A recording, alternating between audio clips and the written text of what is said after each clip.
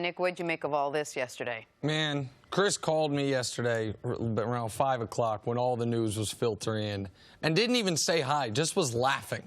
And I knew exactly what he was calling about. This period in Antonio Brown's life, I don't know when this will happen, but at some point he's going to look back on with enormous regret, I think it will cause him pain. You can't guarantee that. Well, it's going to cost him, I think this is going to cost him at least $25 million, if not the full $30 million. Yeah, I'm not saying that. I'm just saying that he's going to be reflective and treat the situation with some type of logic. Okay. Like, you appropriating too much for this. And maybe I am appropriating And you've been doing that, and I keep trying to tell you it's going to get worse, Nick. It's going to get worse, Nick. And it has now gotten to the point to where, in the Antonio Brown Mad Libs come to life, after the saga of arrive to your first day at work in hot air balloon, can't practice because you freeze your feet in a cryogenic chamber, try to smuggle a hand-painted helmet onto the practice field. 2 grievances with the NFL. Now we are to the point to where threatened to fight your boss and held back by the noted voice of reason, Vontaze Burfict. I didn't agree with what he did in Pittsburgh, but I understood there was an objective. Get out, get somewhere, they will pay me money. Give me guaranteed money. And he achieved that objective. He has now done everything to undercut what he achieved, which was $30 million guaranteed. The only way that money goes away, and by the way, the Raiders have paid him $0. By my math right now, he's in the hole about $54,000 to the Oakland Raiders because they paid him no signing bonus. It was $500,000 if he did the offseason training. He didn't. And they have not paid him any salary for the season, obviously. He's now, the only way that money goes away is if you are suspended for conduct detrimental. The Raiders warned him with that letter, and he responded to that by doing something that is the definition of conduct detrimental, in front of coworkers, threatened to fight your boss. Oh, it was in public. And so now he is just at the mercy of the court. Now he is simply at the mercy of what does Oakland want to do. And you could, listen, Drew Rosenhaus is as good as anybody at, even when his client does the indefensible, defending it. He wasn't not defending Antonio there. It was just like, hopefully we can work it out. Hopefully this can come to a resolution. Well, he'd like to get paid, too. Of course. 3% of $30 million, that's about $900,000 that Drew Rosenhaus has on the line in this. So I think this ends terribly. You usually, I can't believe the divorce is going to happen before the honeymoon, but it appears that that's where this is headed. Well, I just hope that you talked about he's at the mercy of the court. Well, the judge is Jon Gruden, and the whole football world should be watching because Jon Gruden has tried to put himself off as a disciplinarian. That's what he did in Tampa Bay. That's why he suspended Keyshawn Johnson. He made Keyshawn Johnson go home for less than what's going on in Oakland. So now you've come out of TV, and I still think you're a TV star. But now it's the moment of truth. You hired Mike Mayock. He came out of television. You made him the general manager. Now are you going to empower him to do his job? Everyone's got a right to be able to do their job, and Mike Mayock can't do his job unless Gruden gives him the power. After being threatened, assaulted by one of the players, Gruden's got to be able to do something to the player. Because Mike Mayock is not going to ever have any type of say around that locker room. Guys aren't going to respect him if Gruden does not back him up. I'll be surprised if Gruden backs him up. Gruden wants the player. Gruden wants the player on the field, and this is what they've invested in.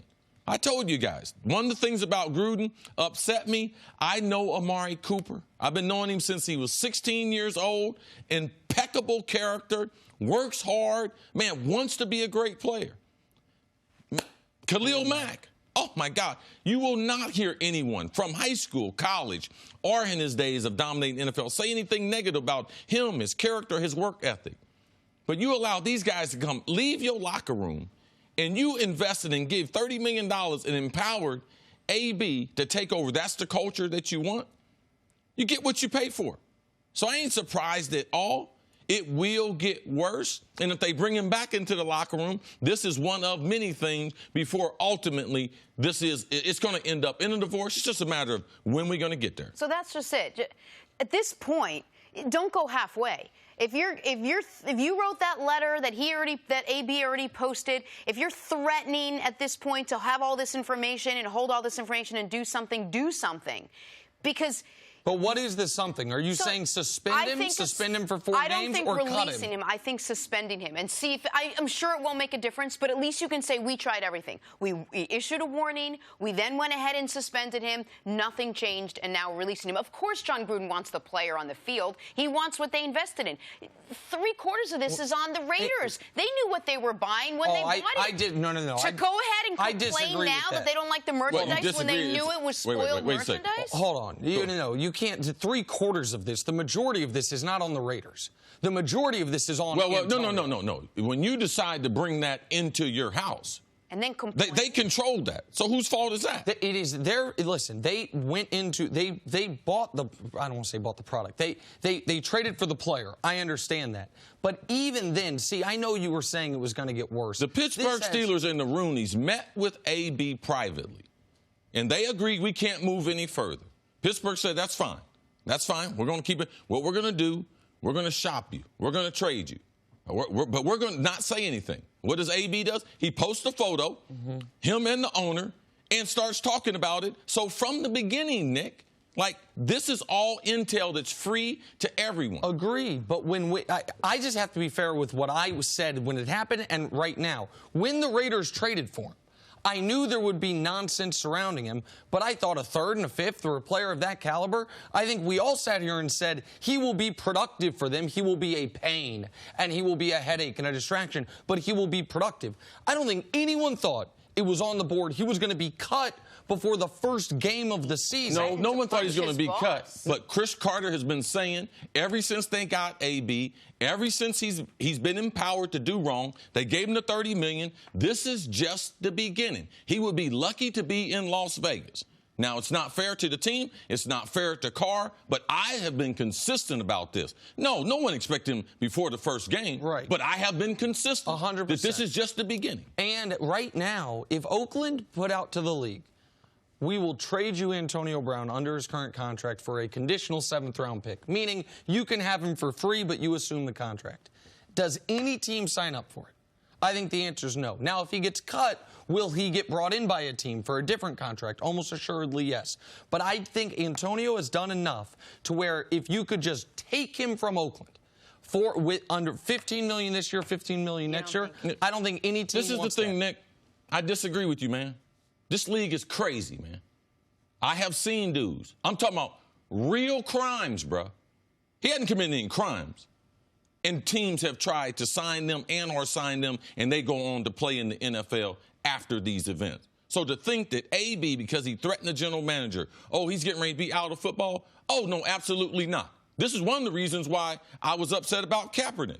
Man, you got all these really edgy guys playing, but because a guy protests peacefully, he can't play. AB, if they cut him, he will be playing somewhere else.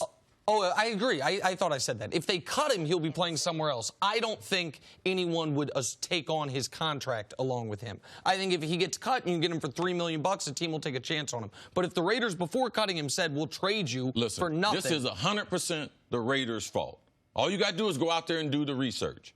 And Mike Mayock, this kid was forced on him by Jon Gruden. 100% on the Raiders, no one else. You can't expect a bad juvenile kid to come into your house and then all of a sudden he going to have table manners? Absolutely not. You get what you deserve, and it's 100% the Raiders' fault.